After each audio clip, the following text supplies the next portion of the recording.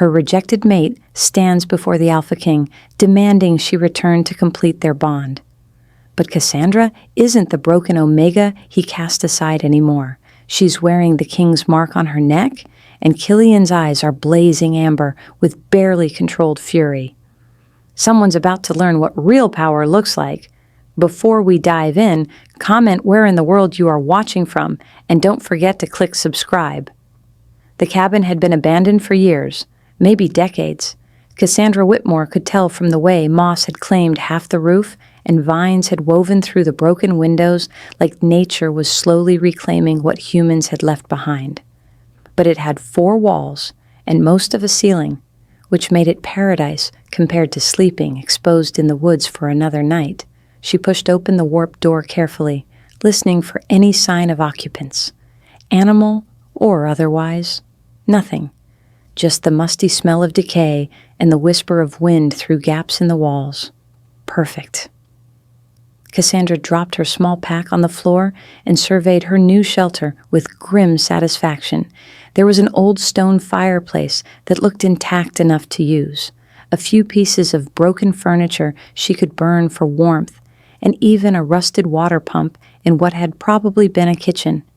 It was more than she deserved after what had happened 3 days ago. More than Marcus had thought she was worth when he rejected her in front of the entire Ashwood pack. The memory made her chest tighten with familiar pain. She pushed it down ruthlessly. There was no point dwelling on a bond that had never been real, on a mate who had looked at her with disgust and announced to everyone that she was too weak, too plain, too human-looking to stand beside him as Luna. Her pale blonde hair and light gray eyes had always made her look more like a ghost than a wolf, and Marcus had made it clear that he needed someone vibrant, someone whose very presence commanded respect, someone not her. So Cassandra had done the only dignified thing she could do. She had left before dawn the next morning, taking only what she could carry, and walked out of Ashwood territory without looking back. Rogues didn't last long in the wilderness. Everyone knew that. But staying would have been worse than dying. Staying would have meant watching Marcus choose someone else, seeing pity in every wolf's eyes, becoming a cautionary tale about Omegas who aimed too high. Better to disappear. She was gathering broken chair legs for kindling when she heard it, a sound so faint she almost missed it. A whimper, weak and pained, coming from somewhere outside. Cassandra froze, every instinct screaming at her to ignore it. She was alone, vulnerable, and whatever was making that sound could be dangerous. The smart thing to do was barricade herself inside and pretend she'd heard nothing. The whimper came again, more desperate this time.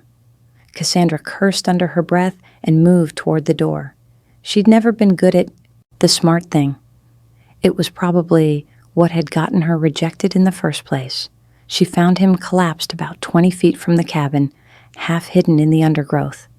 The wolf was massive, easily the largest she'd ever seen, with fur so dark it was almost black, and a build that screamed alpha even in his weakened state. He was barely breathing, his sides heaving with obvious effort, and his eyes were closed. But what made Cassandra's blood run cold was the way his mouth was flecked with foam and the unnatural sheen of sweat matting his fur. Poison. She'd seen it before when she was younger. A rogue had tried to hunt in Ashwood territory and been caught in one of the traps the pack set along the borders. The poison they used was designed to weaken wolves slowly, making them easy to capture or kill. This wolf had clearly encountered something similar, and from the look of him, it had been hours ago. Maybe longer. He was dying. Cassandra knelt beside him carefully, extending her hand toward his muzzle to check his breathing. The moment her fingers touched his fur, his eyes snapped open. They were an extraordinary shade of amber, almost gold, and they fixed on her face with an intensity that stole her breath. For a long moment, they simply stared at each other. Then the wolf's eyes rolled back, and he went limp again. Every rational thought told Cassandra to walk away. This wasn't her problem. She had enough to worry about with her own survival. Getting involved with a poisoned wolf, especially one this size and clearly this powerful, was asking for trouble she couldn't afford. But those eyes, there had been something in those amber depths that called to her, something that made the empty space in her chest, where her bond with Marcus had been ache with unexpected recognition. She couldn't leave him. Getting the wolf into the cabin took every ounce of strength Cassandra possessed and several breaks to catch her breath. He was dead weight, massive and muscular even in his weakened state, and she had to drag him inch by agonizing inch across the forest floor and through the narrow doorway. By the time she had him settled near the fireplace, she was shaking with exhaustion, and her clothes were soaked with sweat. But he was inside, safe from predators and the elements. Now, she just had to figure out how to keep him alive. Cassandra had limited knowledge of healing, but she understood the basics of poison treatment. Keep the patient warm, try to flush the toxins from their system, and pray to the moon goddess that you caught it in time. She built a fire with hands that trembled from more than just exhaustion, then used the rusty pump to fill an old bucket with water. The water that came out was brown at first, but after several pumps it ran clear enough to use. She wet a torn piece of her spare shirt and began cleaning the foam from the wolf's muzzle, talking softly as she worked, partly to calm him if he could hear her, and partly to calm herself. "You're going to be okay. I don't know who you are or how you got poisoned, but you're going to survive this. Do you hear me? You're too big and too stubborn-looking to die in some abandoned cabin. So, you're going to fight this, and I'm going to help you. And tomorrow morning, you're going to wake up and probably eat me for my trouble. But that's tomorrow's problem." The wolf's ear twitched at the sound of her voice, but he didn't open his eyes. Cassandra worked through the afternoon and into the evening, doing everything she could think of to help. She got water into his mouth drop by drop, massaging his throat to make him swallow. She kept the fire burning hot, piling on wood until the cabin was almost uncomfortably warm. She searched the surrounding woods for herbs she recognized, plants her mother had taught her about before she died, and made a weak tea that she hoped would help flush the poison. And through it all, she talked. She told the unconscious wolf about her rejection, about Marcus and the humiliation of being deemed unworthy in front of her entire pack. She confessed fears she'd never voiced to anyone, about dying alone in the wilderness, about never being enough for anyone. She shared memories of her mother, of the stories she used to tell about wolves who could speak to the moon, about mates who were chosen by destiny rather than politics. "My mother believed in true mates," Cassandra whispered as darkness fell, and she settled beside the wolf, her back against the stone of the fireplace. She said that the moon goddess never made mistakes, that every wolf had someone perfect for them somewhere in the world. Marcus used to laugh at those stories. He said true mates were myths, that practical partnerships were what mattered. I think that's why he rejected me. I still believed in the myths. The wolf's breathing had grown steadier as the hours passed, less labored, and Cassandra chose to take that as a good sign. She allowed herself to hope that maybe, just maybe, she'd found him in time.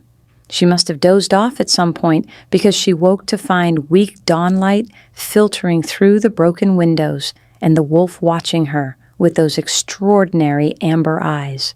He was still too weak to move much, but he was conscious and alert, and when Cassandra sat up quickly, her heart hammering, he made a soft sound that was almost reassuring. "You're awake?" Her voice came out rough with sleep and relief. "Thank the goddess. How do you feel? Can you move at all?" The wolf tested his legs carefully, managing to shift position slightly, but clearly still too poisoned to stand. His eyes never left her face, tracking her every movement with unnerving focus. "I'm going to get you more water," Cassandra said, standing slowly, "and I'll make more of that tea. It might help. Just rest. You're safe here." She spent the second day, much like the first, tending to the wolf with a care that surprised her. She'd never been particularly nurturing, had always been too practical. too focused on survival. But something about this creature brought out protective instincts she hadn't known she possessed. Maybe it was because he was helpless despite his size and obvious power. Maybe it was because caring for him gave her a purpose when she'd felt purposeless. Or maybe it was something deeper, something she didn't want to examine too closely. The wolf watched her constantly, those amber eyes following her around the cabin as she worked. She found herself talking to him more freely than she'd ever talked to anyone, sharing thoughts and feelings she'd always kept locked away. Do you know what the worst part of rejection is? It's not the pain of the bond breaking. That hurts, but it fades. It's the knowledge that you weren't chosen, that when it came down to it, you weren't enough. Cassandra was sitting beside him, running her fingers gently through his fur as she spoke. It makes you question everything about yourself. Every flaw you tried to hide, every insecurity you thought you'd overcome. Suddenly it all becomes proof that you were never going to be worthy. The wolf shifted closer to her, pressing his large head against her thigh in what felt like comfort. The gesture made Cassandra's throat tight with unexpected emotion. "You're a good listener," she said with a watery laugh. "Better than most wolves I've known. Maybe it's easier, because you can't talk back. Can't tell me I'm being dramatic or oversensitive or any of the other things Marcus used to say when I tried to share my feelings." That night, the wolf's condition worsened. The poison seemed to be fighting back, causing convulsions that racked his large body and left him panting with exhaustion. Cassandra stayed beside him through all of it, holding his massive head in her lap, whispering reassurances she wasn't sure he could hear. "Don't you dare give up," she said fiercely when his breathing became dangerously shallow. "I didn't drag your enormous body into this cabin and spend 2 days nursing you just to watch you die. You're going to fight this. Do you hear me? Fight." Something in her voice must have reached him because his eyes opened, fixing on her face with desperate intensity, and Cassandra felt something shift in her chest, something that had nothing to do with her broken bond with Marcus and everything to do with this wolf, this stranger who had somehow become important to her in just 2 days. The third day brought improvement. The wolf could lift his head for longer periods, could drink on his own, and his eyes had lost some of that clouded, pained look. Cassandra felt herself breathing easier, the knot of worry that had taken up residence in her stomach finally starting to loosen. She was gathering more wood for the fire when she noticed the way he was watching her, not just following her movements, but studying her with an intelligence that made her skin prickle with awareness. There was something almost human in that gaze, something that reminded her that this wasn't just an animal she was caring for. This was a shifter, a wolf who had a human form somewhere beneath all that fur. The realization made her suddenly self-conscious. When he recovered, when he shifted back, he would remember everything. Every word she'd spoken, every confession she'd made, every vulnerable moment she'd shared, thinking he couldn't understand. The thought should have embarrassed her. Instead, she found she didn't care. There was something freeing about the honesty she'd shared with this wolf. Something healing about being able to speak her truth without judgment or consequences. On the 4th night, the fever broke. Cassandra woke to find the wolf's breathing deep and even, his body temperature finally normal, his eyes clear and alert. He was going to survive. The relief that flooded through her was so intense it brought tears to her eyes. "You did it," she whispered, running her hands through his fur with gentle affection. "You fought through the poison. You're going to be okay." The wolf made a sound that was almost like agreement, and then did something that shocked her. He carefully, deliberately, lifted one massive paw and placed it on her hand where it rested against his side. The gesture was so clearly intentional, so obviously meant as communication, that Cassandra felt her breath catch. "You understand me?" she said softly. You've understood everything I've said, haven't you?" The wolf's amber eyes held hers, and she saw confirmation there, along with something else, something that made her pulse quicken and her skin flush with unexpected heat. The fourth night had been the worst. The wolf's fever spiked again, and Cassandra had been terrified she would lose him after all her efforts. She'd stripped down to her undergarments, too hot from keeping the fire blazing, and had curled her body around his massive form, sharing her warmth and whispering desperate pleas for him to keep fighting. "Please don't leave me," she'd begged, her tears soaking into his fur. "I know I just met you. I know this doesn't make sense.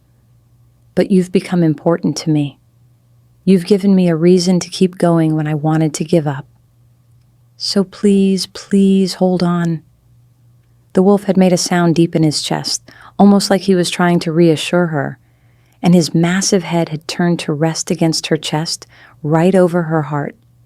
The gesture had been so deliberate, so clearly meant as comfort, that Cassandra had broken down completely, sobbing against him while he simply held still and let her release all the pain she'd been carrying.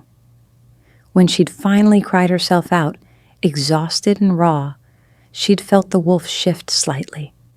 One of his paws came up to rest on her side, gentle despite his size, and through some connection she didn't understand, she'd felt his gratitude, his recognition of her pain, his absolute determination to survive for her sake. That moment had changed something fundamental between them. It wasn't just healer and patient anymore. It was a bond forming, fragile but real, built on shared vulnerability and mutual care. She'd fallen asleep that way, wrapped around him, and when she woke in the gray light of dawn, the fever had broken, and his breathing was steady and strong. The fifth day brought a different kind of tension. The wolf was recovering rapidly now, his strength returning with impressive speed. He could walk around the cabin with increasing steadiness, could eat the food she prepared without assistance, could even venture outside for short periods.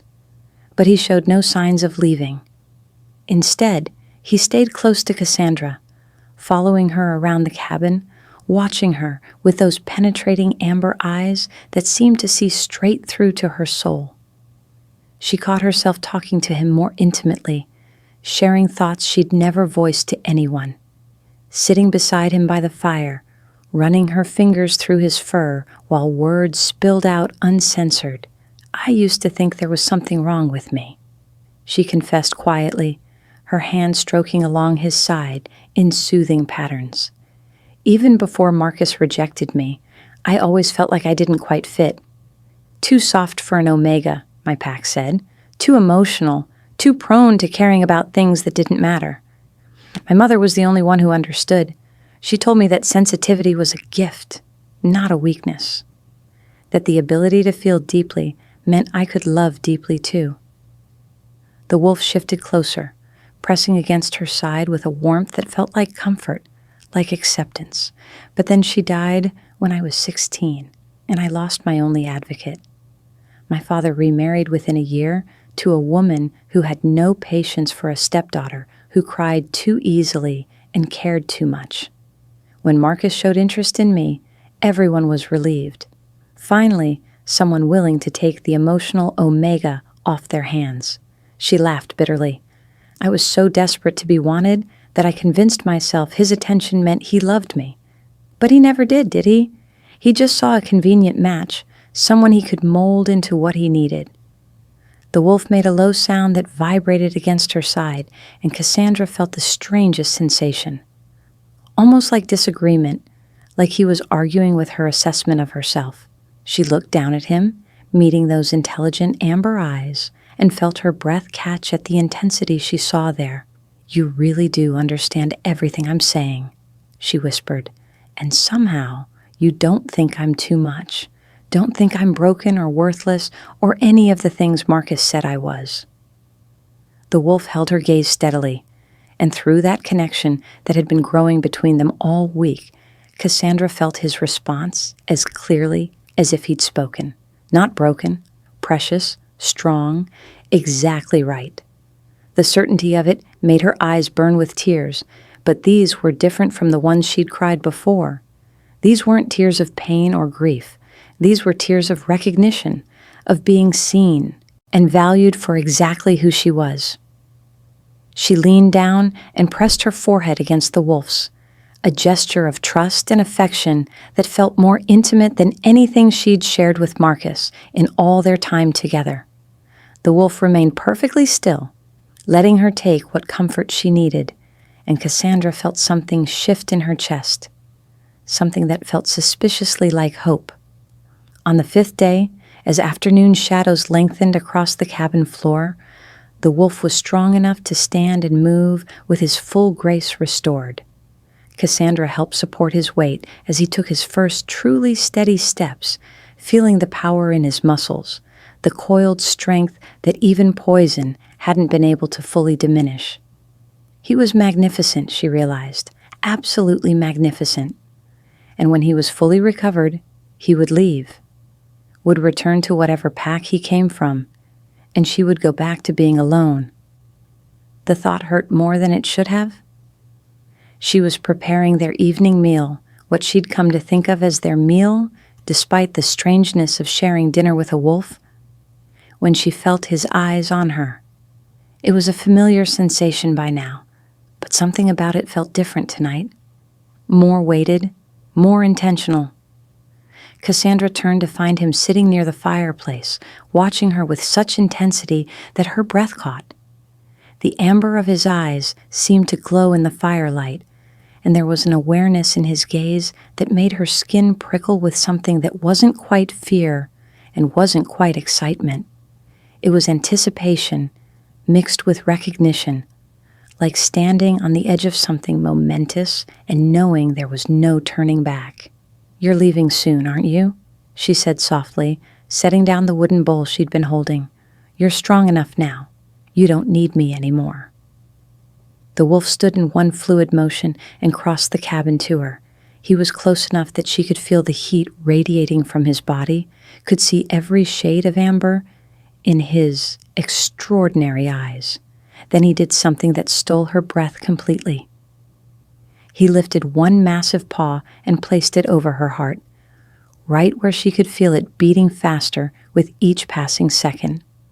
Through their connection, that bond that had been forming over 5 days of shared vulnerability, Cassandra felt his response.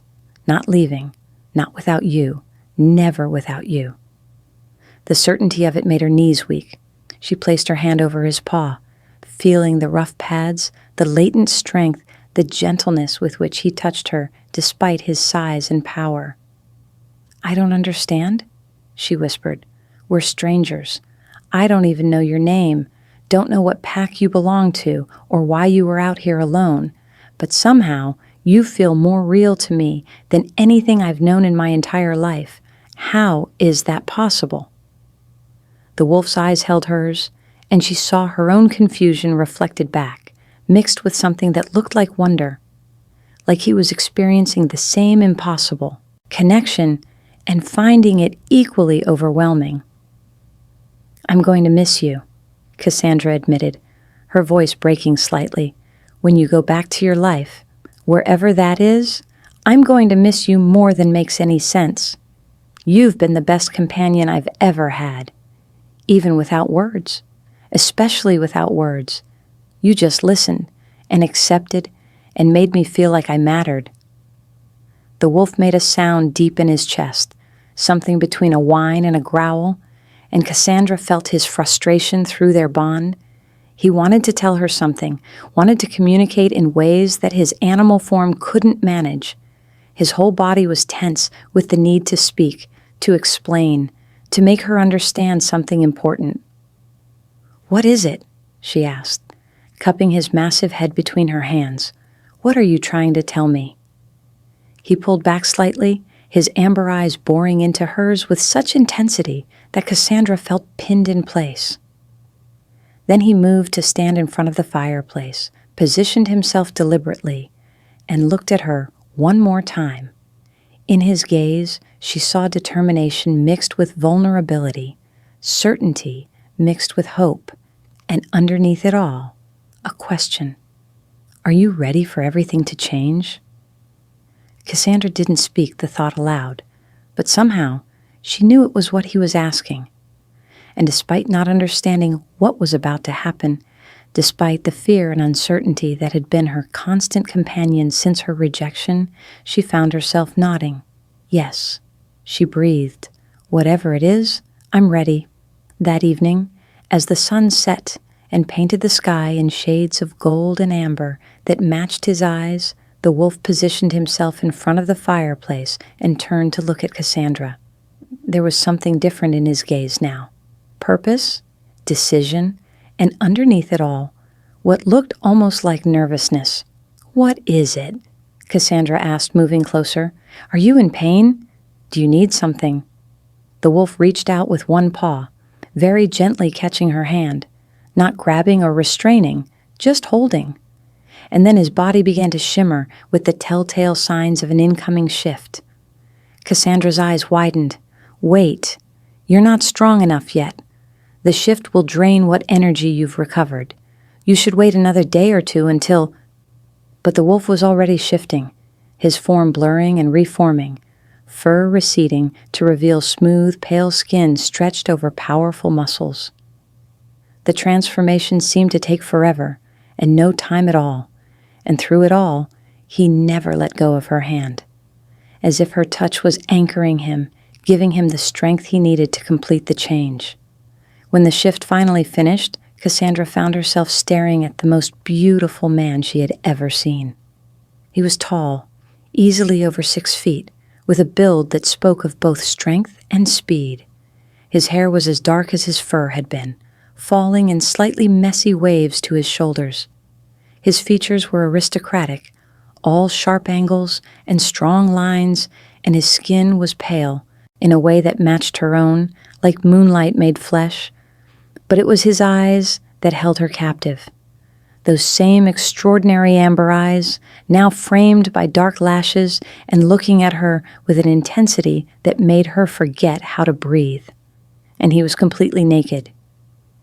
Cassandra felt heat flood her cheeks and quickly averted her gaze, though not before she'd gotten an eyeful of exactly how magnificent he was in human form. Every muscle was defined, his body a study in masculine perfection, and she suddenly understood why poison had been necessary to bring him down. Nothing else would have stood a chance. I should, she started, her voice coming out embarrassingly breathy. I'll find you something to wear. There might be old clothes in the cabin somewhere. His hand tightened on hers, keeping her in place. When he spoke, his voice was deep and rough from disuse, but it sent shivers down her spine nonetheless. Cassandra? The way he said her name, like it was something precious, made her look back at his face despite the awkwardness of the situation. His amber eyes were fixed on her with such intensity that she felt pinned in place. You saved my life, he continued, his thumb stroking across her knuckles in a gesture that felt far too intimate for strangers. You stayed with me for 5 nights, cared for me when you had every reason to leave me to die. Why? The question hung in the air between them. Cassandra could have given him a dozen practical answers, could have said she couldn't leave anyone to suffer, that it was the right thing to do, that she'd needed the purpose. All of those would have been true. But looking into those amber eyes, feeling the warmth of his hand in hers, and the way her entire body seemed to come alive at his nearness, she found herself speaking a deeper truth. Because from the moment I saw you, something in me recognized something in you, like my soul knew yours, even though we'd never met. She swallowed hard, feeling vulnerable in a way that had nothing to do with her recent rejection.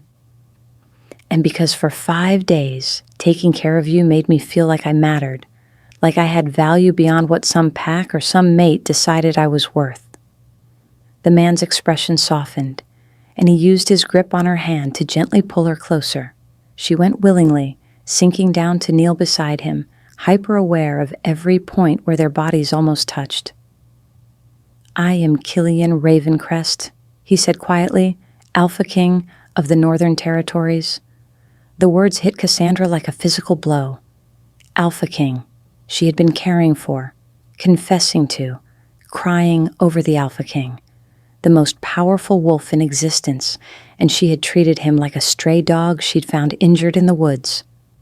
Oh, goddess, she breathed, trying to pull away in mortification. Your Majesty, I had no idea. I never would have been so familiar. I should have shown more respect. I'm so sorry. But Killian didn't release her hand. If anything, his grip tightened, and he reached up with his free hand to cup her face, his thumb brushing across her cheekbone with devastating gentleness. Don't apologize.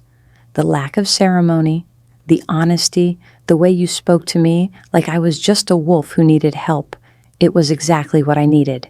He paused, his eyes searching hers. Do you know why I was out here alone, Cassandra? Why I was far from my guards and vulnerable enough to be poisoned? She shook her head mutely, overwhelmed by his nearness and the way her body was responding to his touch. Because I was running from my own life, from the pressures of leadership, from advisors constantly pushing me to choose a mate based on political advantage, from the endless parade of suitable omegas and alphas who wanted the crown more than they wanted me. His laugh was bitter. I shifted and ran, trying to find some peace in the wild. Instead, I found a trap set by rogues who had no idea who I was, just another wolf to poison and rob. He leaned closer, his forehead nearly touching hers, and Cassandra felt the mate bond she'd thought was broken forever suddenly flare to life in her chest. But this was different from what she'd felt with Marcus. This was fire and recognition and a sense of rightness that made everything else fade away. And then I found you, Killian continued, his voice dropping to something almost reverent. Or you found me. For 5 days, I listened to you speak your truth, watched you care for me, expecting nothing in return, felt your kindness and strength and beautiful heart. And Cassandra, the mate bond formed, not with someone chosen for politics or advantage, with you, the rejected Omega, who couldn't see her own worth, who gave everything to save a stranger. Tears were streaming down Cassandra's face now, but she couldn't find words to respond. The bond in her chest was singing, blazing with a certainty she'd never felt with Marcus. This was what her mother had meant about true mates, this connection that felt like coming home to a place she'd never been. I know this is overwhelming, Killian said gently, wiping away her tears with his thumb. I know you've been hurt, rejected by someone too foolish to see what he was throwing away. And I'm not asking you to accept the bond right now. I just need you to know that it exists, and that when you're ready, when you've healed enough to trust again, I'll be here, waiting, hoping. Cassandra looked at this man, this king, who was kneeling naked and vulnerable before her, offering her everything while asking for nothing. And she thought about the 5 nights she'd spent caring for him, the connection that had grown despite the impossibility of it, the way her heart had recognized his long before her mind caught up. I'm scared, she admitted in a whisper. I'm scared of being rejected again, of not being enough. You are more than enough, Killian said with such fierce conviction that she almost believed him. You are exactly what I've been searching for my entire life, not because you're politically connected or powerful, or any of the things my advisors think I need, but because you're kind, without expectation of reward, because you're strong even when you feel weak, because you stayed with a dying wolf for 5 nights and gave him a reason to keep fighting. He brought her hand to his lips, pressing a kiss to her palm that sent electricity racing through her entire body. But I understand fear. I understand needing time. So I'm asking for one thing, just one thing. Come back with me to the palace. Let me show you what your life could be. Let me prove that you're valued and cherished and absolutely irreplaceable. And when you're ready, truly ready. Tell me whether you want this bond, whether you want me." Cassandra's mind was reeling, trying to process everything that had happened in the last few minutes, from caring for an injured wolf to discovering he was the Alpha King, to learning they were true mates. It was too much, too fast, too impossibly perfect to be real. But the bond in her chest was real. The way her body responded to his nearness was real, and the expression in his amber eyes, open and honest and full of hope, was definitely real. She took a shaky breath and made a decision that terrified and exhilarated her in equal measure. "Okay," she said softly, "I'll come with you. Not because I'm ready to accept the bond. I don't know when I'll be ready for that. But because I want to know you. Want to see if this connection we've built over 5 nights can survive in the real world. Want to believe that maybe, just maybe, my mother was right about true mates." The smile that spread across Killian's face was radiant enough to light up the entire cabin. He pulled her into his arms, seemingly unconcerned about his nakedness, and held her close enough that she could feel the steady beat of his heart against hers. "Thank you." He breathed against her hair. "Thank you for saving my life. Thank you for giving us a chance. And thank you for being exactly who you are. I promise you won't regret this." As Cassandra allowed herself to relax into his embrace, surrounded by warmth and acceptance and the promise of something she'd thought was lost forever, she felt the broken pieces inside her beginning to heal. Marcus had rejected her, yes, but in doing so, he'd freed her to find something infinitely better. The rejected Omega, who had stayed with a poisoned wolf for 5 nights, had discovered her true mate. And though the journey ahead would be complicated and uncertain and probably terrifying, for the first time since her rejection, Cassandra felt something that had been missing for far too long: hope. She pulled back just enough to look into Killian's amber eyes, seeing her own wonder reflected there. There were so many questions she needed to ask, so many things she needed to understand about who he was and what this meant for both of them. But looking at him, feeling the mate bond humming between them with perfect certainty, she found that the questions could wait. Right now, all that mattered was this moment, this connection. This man who had trusted her enough to let her see him at his most vulnerable, who had listened to all her confessions and valued them instead of using them against her. "Tell me something," she said softly, her hand coming up to trace the strong line of his jaw. "During those 5 nights, when I was talking to you about everything from my rejection to my deepest fears, what were you thinking? What was going through your mind?" Killian's expression softened, and he caught her hand, pressing a kiss to her palm that made her shiver. "I was thinking that I'd never met anyone so honest, so willing to be vulnerable even when it hurt. I was thinking that the wolf who rejected you was the biggest fool who ever lived, and that if I survived the poison, I would make sure you never felt worthless again." He paused, his thumb stroking across her knuckles. "And I was thinking that every word you spoke was confirming what the mate bond was trying to tell me, that you were mine, that I was yours, that somehow, against all odds and logic, the moon goddess had brought us together in the most unlikely way possible, through poison and rejection," Cassandra said with a slight smile. "Not exactly the romantic meeting most wolves dream about." "No," Killian agreed, pulling her close again. "But it was real. It was honest. And it gave us 5 nights to know each other's souls before we ever had to navigate the complications of status or politics or anything else that might have gotten in the way." Cassandra thought about that, about how different this was from her relationship with Marcus.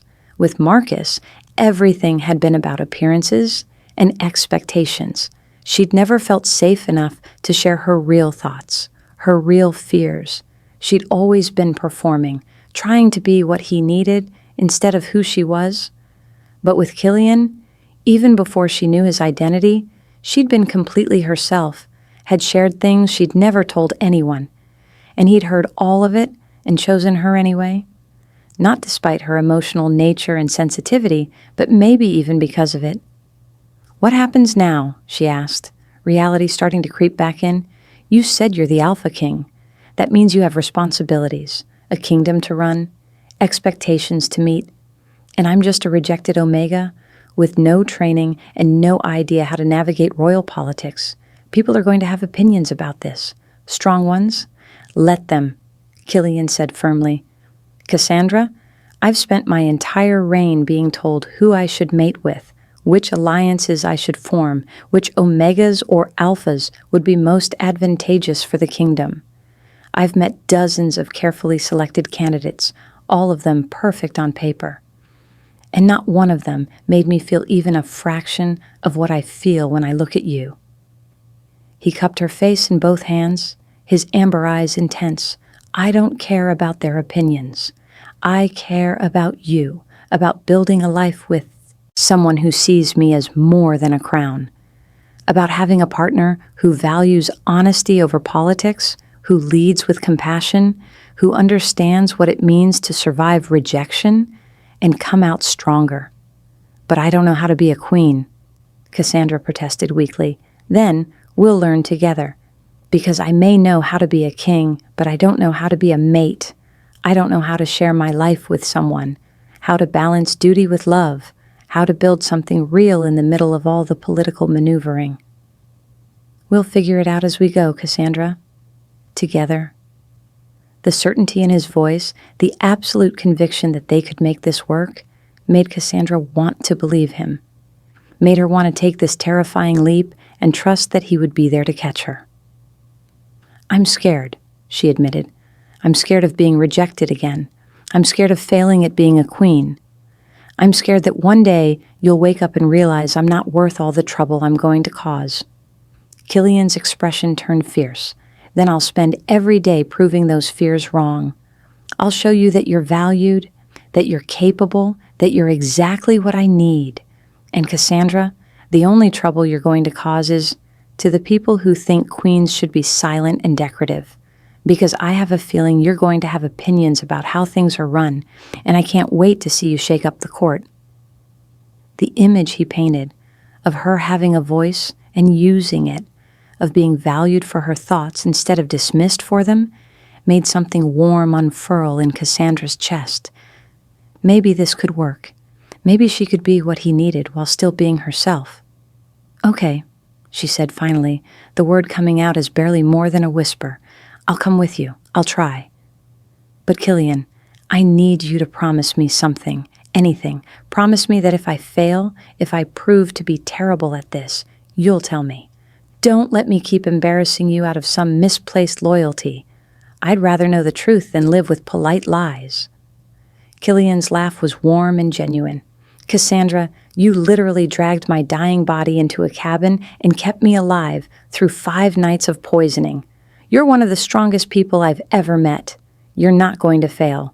But if you ever doubt yourself, I promise I'll be honest with you, just like you've been honest with me." He kissed her then, soft and sweet, and Cassandra felt the last of her resistance crumbling. This was happening. She was going to the palace, going to try to be a queen, going to build a life with this man who had somehow become the most important person in her world in just 5 days. When they finally pulled apart, both slightly breathless, Killian rested his forehead against hers with a contented sigh. "My guards will be here soon. They've been searching for me, and now that I'm strong enough, I can feel them getting closer. When they arrive, things are going to move quickly." "Are you ready for that?" "No," Cassandra said, "honestly, but I don't think I'll ever feel ready. So we might as well start now." "That's my brave Omega," Killian murmured, pressing another kiss to her temple. "Just remember, no matter what happens, no matter who says what or how overwhelming things get, you're mine and I'm yours. That's the only thing that matters." The journey to the palace took 3 days, with Killian's royal guard finding them on the morning after his shift. Cassandra had been terrified when she heard the approaching wolves, certain that this was the moment the dream would end, when reality would crash back in and remind her that Alpha Kings didn't mate with broken, rejected Omegas. But Killian had simply held her hand tighter and waited for his people to find them. The moment the guards burst into the clearing, weapons drawn and expressions fierce, had been tense. Then they'd seen Killian alive and well, and the relief on their faces had been palpable. They'd dropped to their knees immediately, heads bowed in submission and respect. "Your Majesty." The lead guard, a stern-faced woman with silver threading through her dark hair, had said with obvious emotion, "Thank the goddess. We've been searching for 5 days. We feared the worst. I would have been the worst if not for this woman." Killian had replied, his hand never leaving Cassandra's. "Commander Selene, I'd like you to meet Cassandra Whitmore, my true mate." The shock on the guards' faces had been almost comical. They'd looked at Cassandra with expressions ranging from disbelief to suspicion to outright hostility, but Killian had made it clear through both words and action that she was under his personal protection, and anyone who had a problem with that could take it up with him directly. Now, 3 days later, Cassandra sat in a carriage that was far more luxurious than anything she'd experienced in her life, watching the palace come into view and trying not to panic. It was massive, built of white stone that seemed to glow in the afternoon light, with towers that reached toward the sky and walls that spoke of centuries of history and power. It looked like something from a fairy tale, beautiful and imposing and completely beyond anything she'd ever imagined belonging to. "Nervous?" Killian asked from beside her, his hand finding hers automatically. He'd barely stopped touching her since his shift, as if he needed the physical connection to reassure himself she was real. "Terrified," Cassandra admitted. "Killian, I don't know how to be what you need me to be. I'm just an Omega from a small pack. I don't know anything about court politics or diplomacy or being a queen. What if I fail? What if I embarrass you?" "Impossible," he said with complete certainty. "And Cassandra, I don't need you to be anything other than who you are. The woman who saved my life. The woman who spoke her truth without fear. The woman who has one of the strongest hearts I've ever encountered. That's all I want. That's all I need." The carriage rolled through massive gates, and Cassandra saw wolves everywhere, dozens of them in both human and animal form, all stopping to stare as they passed. She felt their eyes on her, felt the weight of their judgment and curiosity, and had to resist the urge to hide. "They're going to hate me," she whispered. "I can feel it already. They're going to think I'm not good enough for you." "Let them think what they want," Killian replied firmly. "What matters is that you're mine, and I'm yours, and anyone who has a problem with that will learn to live with disappointment." The palace staff were lined up to greet them when the carriage stopped.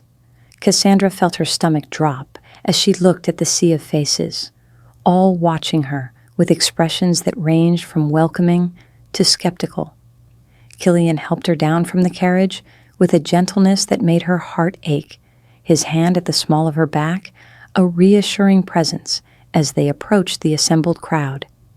"This is Cassandra Whitmore," he announced, his voice carrying authority that made everyone stand a little straighter. "My true mate and future Luna. She will be treated with the same respect you show me. Anyone who disrespects or harms her in any way will answer to me personally. Is that understood?" A chorus of "Yes, Your Majesty" echoed through the courtyard. An elderly man stepped forward, his white hair and deeply lined face speaking of advanced age, but his eyes were sharp and assessing as they studied Cassandra. This must be Elder Marcus, whom Killian had mentioned on the journey, the king's most trusted advisor and the closest thing he had to family. "Your Majesty," the elder said with a bow, "we are grateful beyond words for your safe return." And he turned to Cassandra, his expression softening slightly. "Welcome, Lady Cassandra. Any wolf who saved our king's life has our eternal gratitude." It was a diplomatic response, neither fully accepting nor rejecting her, and Cassandra appreciated the honesty of it. She inclined her head respectfully, trying to project more confidence than she felt. "Thank you, Elder Marcus. I'm honored to be here." Killian showed her to rooms that were absurdly luxurious, with a bedroom that was larger than her entire family's dwelling back in Ashwood Territory. There was a massive bed, piled high with soft blankets, a bathing room with running water that was actually hot, and windows that overlooked gardens that probably cost more to maintain than her pack earned in a year. "This is too much," Cassandra said, turning to Killian with wide eyes. "I can't possibly need all this space." "This is the Luna's wing," he explained gently, "and honestly, it's modest compared to what some packs provide their leaders. But if it makes you uncomfortable, we can find you somewhere smaller." "I want you to feel at home here, Cassandra, not overwhelmed." She walked to the window, looking out at the meticulously maintained gardens below. Everything here was so different from the simple life she'd known, so grand and formal and far beyond her experience. "Can I ask you something?" she said without turning around. "Anything. Why me?" She turned to face him, needing to see his expression when he answered. "I mean, really, truly, why me? You're the Alpha King. You could have anyone. Someone with political connections, someone trained for this role, someone who isn't damaged from a recent rejection. So why choose me?"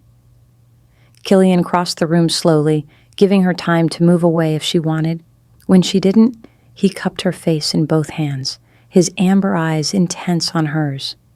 "Because when I was dying from poison, when I had every reason to give up and let the darkness take me, it was your voice that kept me fighting. Because you talked to me like I was just a wolf who needed help, not a crown who needed to be manipulated. Because in 5 days, you showed me more genuine care than I've received in 5 years of ruling." He paused, his thumb brushing across her cheekbone. "And because the moment I shifted and looked into your eyes, my soul recognized its match. That's not something I chose, Cassandra. It's something that simply is." His words made her chest tight with emotion. She wanted to believe him, wanted to trust that this was real and lasting. But the wounds from her rejection were still too fresh, too raw. "I need time," she said quietly. "Time to heal from what Marcus did. Time to figure out who I am, without constantly comparing myself to what he thought I should be. Time to believe that I might actually deserve this." "Take all the time you need," Killian assured her. "I'll be here, proving every day that you're valued and cherished. And when you're ready, truly ready, I'll be waiting." Over the following weeks, Killian kept his promise. He gave Cassandra space to adjust to her new life while making his interest abundantly clear. He would invite her to join him for meals, introduce her to key members of his staff, and show her around the palace, always treating her with respect and making it clear she was valued. But he never pushed for more, never demanded she accept the mate bond or formalize their relationship. He simply existed in her space, patient and kind, and everything Marcus had never been. Cassandra found herself falling more in love with him every day. Not because of the mate bond, though she could feel it growing stronger between them, but because of who he was as a person. The way he listened when she spoke, actually listened instead of just waiting for his turn to talk. The way he valued her opinions, even when she disagreed with him. The way he made her laugh with dry observations about court politics. The way he looked at her like she was precious. She began attending court sessions with him, learning about the intricacies of pack leadership. To her surprise, she found she had opinions about things, ideas about how to improve relations between packs or handle disputes more fairly. And when she hesitantly shared those thoughts with Killian, he didn't dismiss them. He implemented several of her suggestions and made sure everyone knew they'd come from her. "You're a natural leader, he told her one evening as they walked through the gardens. You see things others miss, find solutions that balance compassion with practicality. My pack is stronger with you in it, Cassandra, whether you accept the mate bond or not. His words planted seeds of confidence that had been missing since her rejection. Slowly, carefully, Cassandra began to believe that maybe she wasn't as worthless as Marcus had made her feel. Maybe she did have value beyond what one foolish alpha had decided. It was 6 weeks after their arrival at the palace when everything changed. Cassandra was in her rooms, reading a book about pack law that Killian had recommended, when a commotion outside drew her to the window. A delegation had arrived, and from the banners they carried, she recognized them instantly. Ashwood Pack. Her heart began to pound as she watched wolves dismounting from horses, saw familiar faces she'd hoped to never see again, and at the front of the group, looking as arrogant and handsome as ever, was Marcus. He'd come to the palace. He'd actually come here.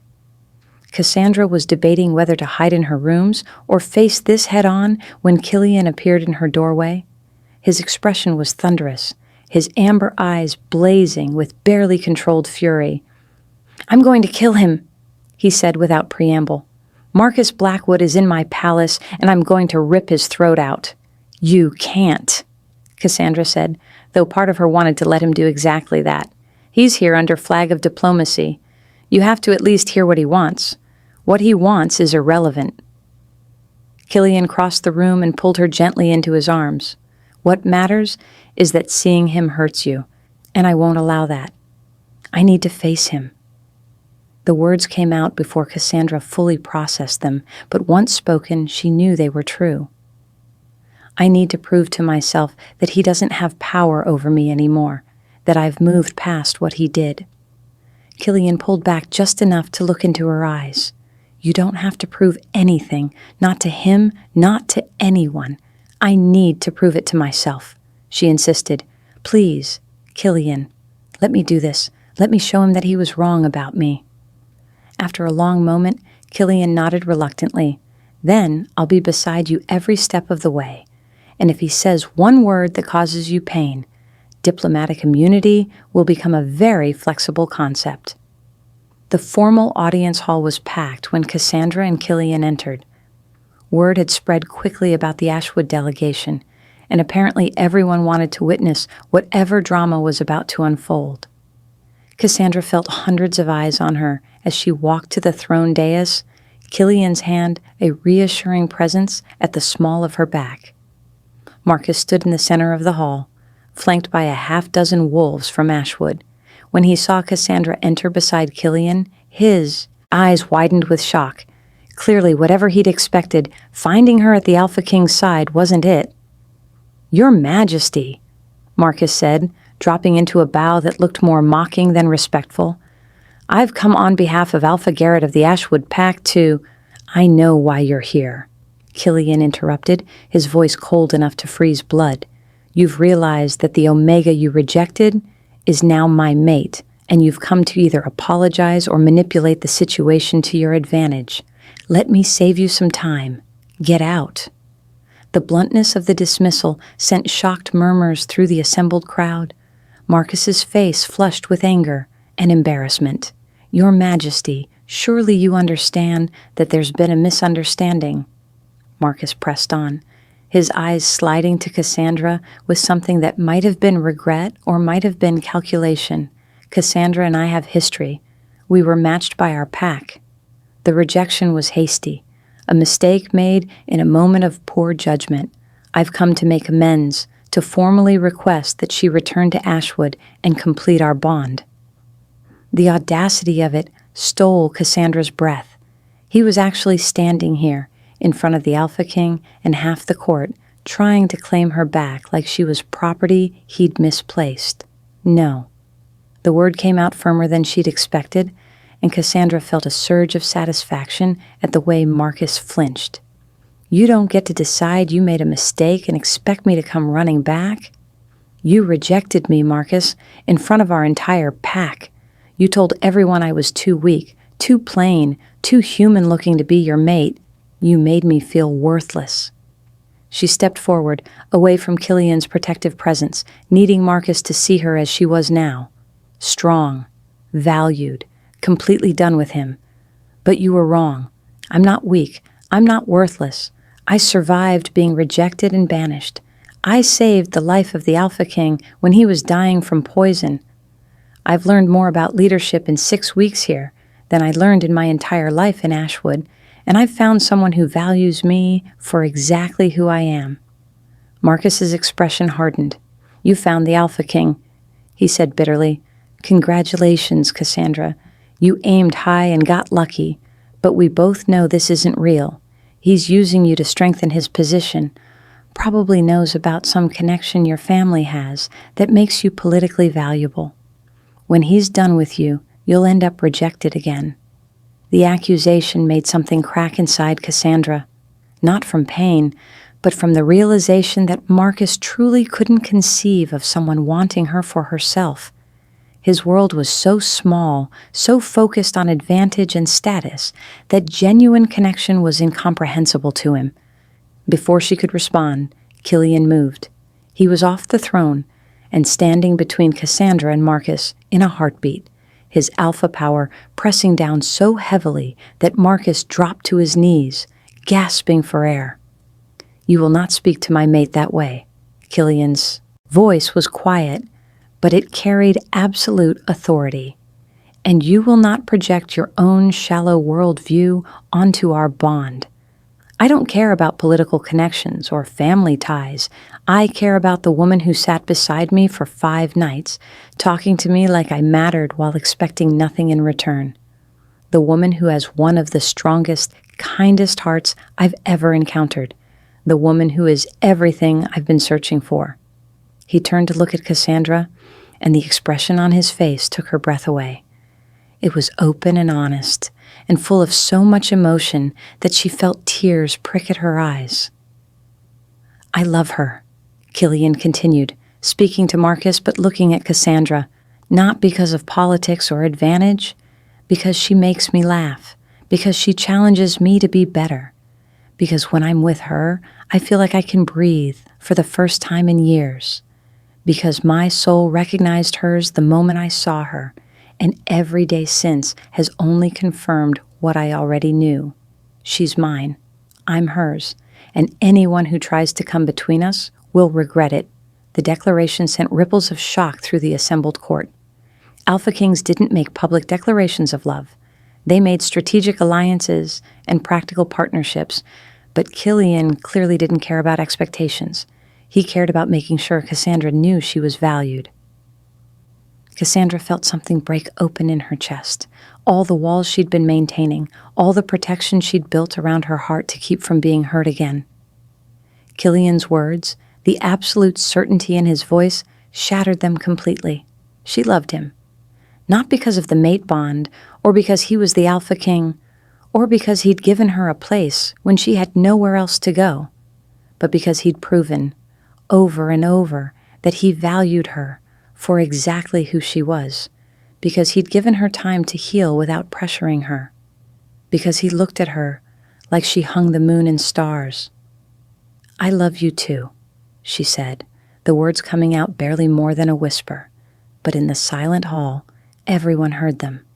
Killian's expression transformed, joy and relief and love blazing in his amber eyes. He closed the distance between them in 2 strides and pulled her into his arms, kissing her with a passion that made the mate bond in her chest explode like a supernova. When they finally broke apart, both breathing hard and glowing with the bond's energy, the entire court burst into applause. Even Marcus, still on his knees and clearly defeated, couldn't deny what was obvious to everyone. This was a true mate bond. Rare and sacred and absolutely genuine. "Get out of my palace," Killian told Marcus without looking at him, all his attention focused on Cassandra, "and tell Alpha Garrett that if he ever sends another delegation trying to reclaim what was never his, I'll consider it an act of war." Marcus scrambled to his feet and fled, his delegation following quickly. But Cassandra barely noticed. She was too focused on Killian, on the way he was looking at her like she was the most precious thing in existence. "I'm ready," she said softly. "Ready to accept the bond, to be your mate, to build a life with you. Not because I'm running from rejection or because I feel obligated, but because I choose you, because I love you, because when I'm with you, I finally feel like I'm home." The smile that spread across Killian's face was radiant enough to light up the entire hall. He scooped her up in his arms, ignoring the cheering crowd, and carried her toward the door. "Where are we going?" Cassandra asked, laughing. "Somewhere private," Killian replied, his voice rough with emotion and desire. "Because I've waited 6 weeks to properly claim my mate, and I'm done waiting. I need to show you exactly how much you mean to me. Need to worship every inch of you until you believe that you're precious beyond measure." Heat flooded through Cassandra's body at the promise in his words. The door to their private wing closed behind them, and Killian gently set her on her feet in his personal chambers. For a long moment, they simply looked at each other, the mate bond humming between them with anticipation. Then Killian reached out, cupping her face with both hands, and kissed her with a tenderness that made her knees weak. This wasn't the public declaration from the hall. This was intimate and slow and full of reverence. "You're so beautiful," he murmured against her lips.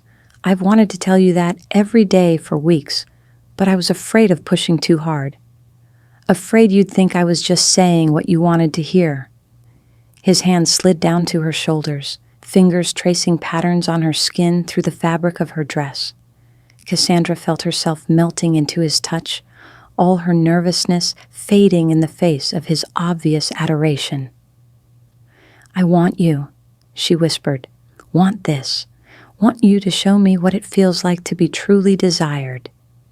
Killian's eyes flared amber gold with barely restrained need, but his movements remained gentle as he slowly began unlacing her dress. Each brush of his fingers against her skin sent electricity racing through her body, building anticipation with excruciating slowness.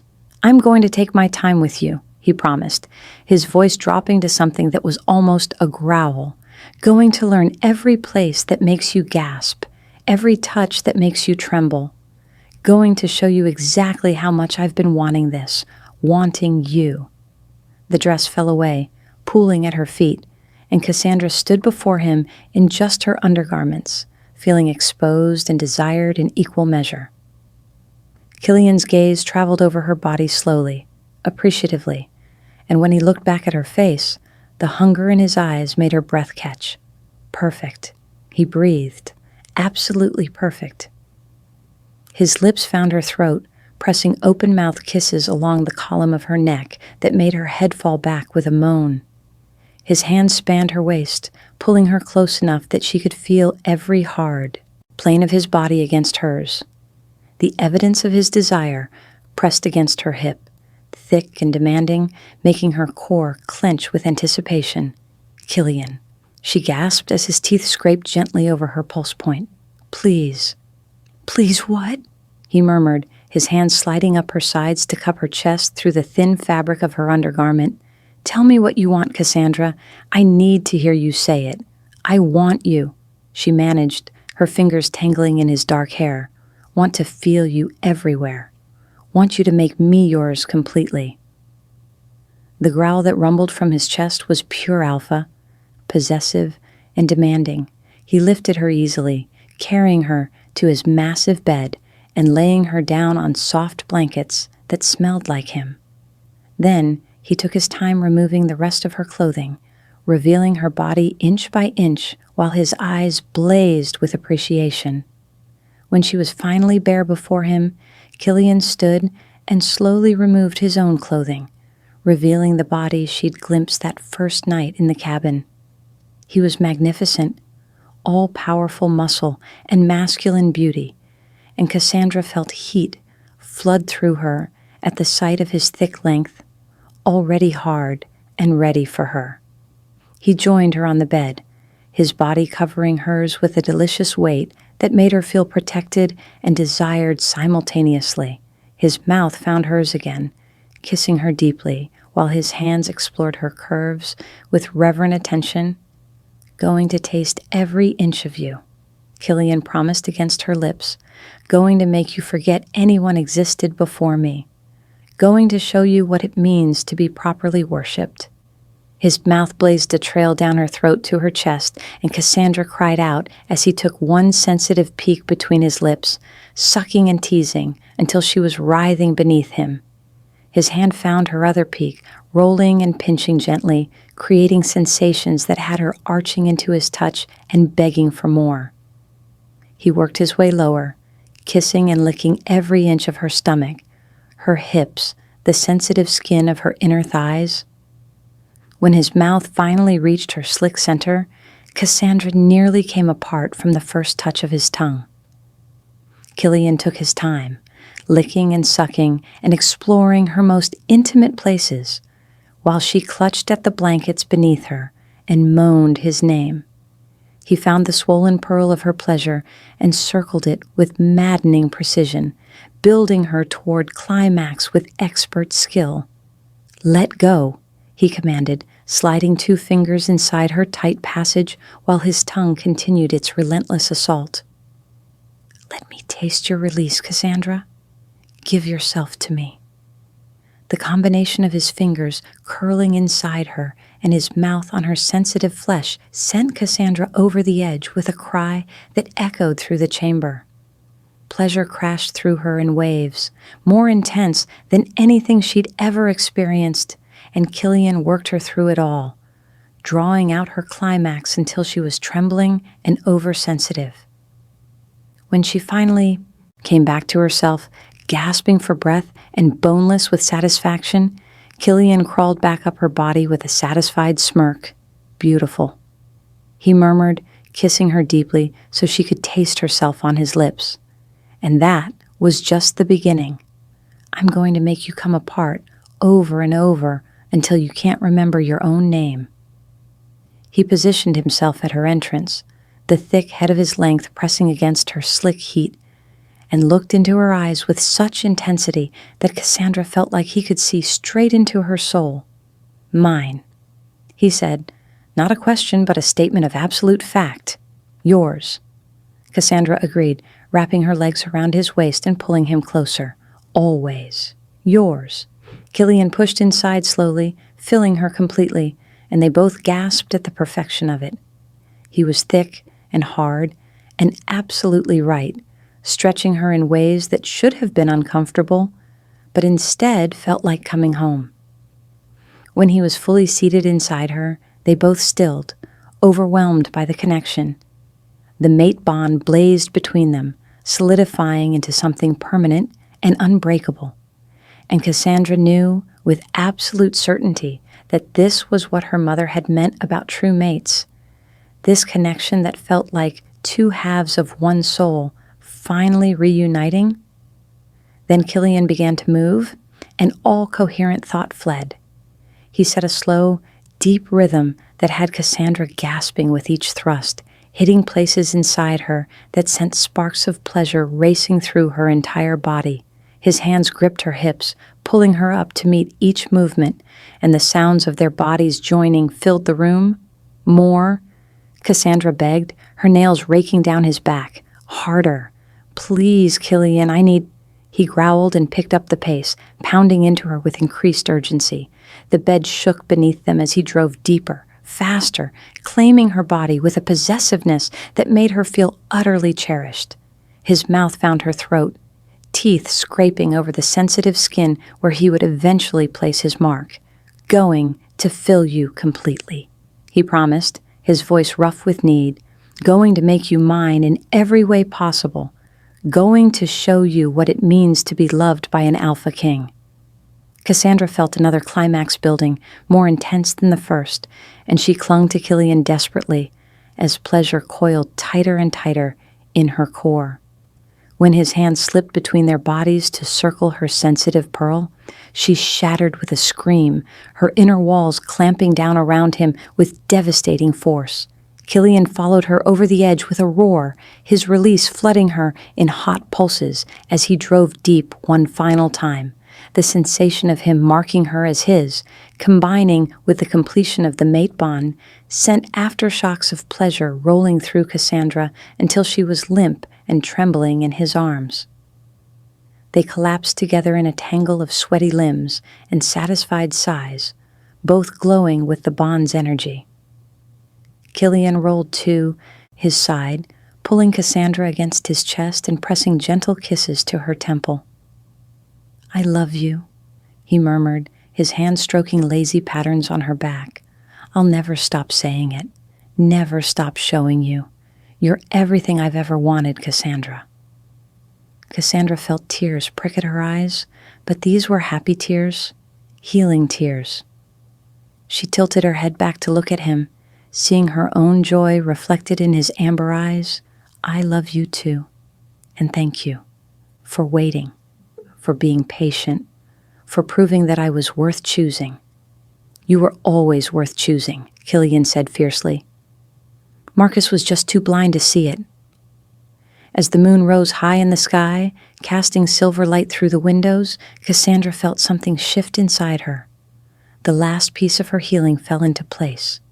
She wasn't broken, she wasn't worthless, she was exactly who she was meant to be, and she was loved for it. She looked at Killian, at this man who had shifted while holding her hand, who had waited patiently for her to be ready, who had proven day after day that she was valued. And she knew she would be the best Luna this pack had ever seen. Not by being perfect, but by being present, by caring deeply, by leading with compassion, by using her own experiences to make the pack stronger. The rejected Omega, who stayed with a poisoned wolf for 5 nights, had found her home, had found her purpose, had found her mate, and she was finally, completely happy.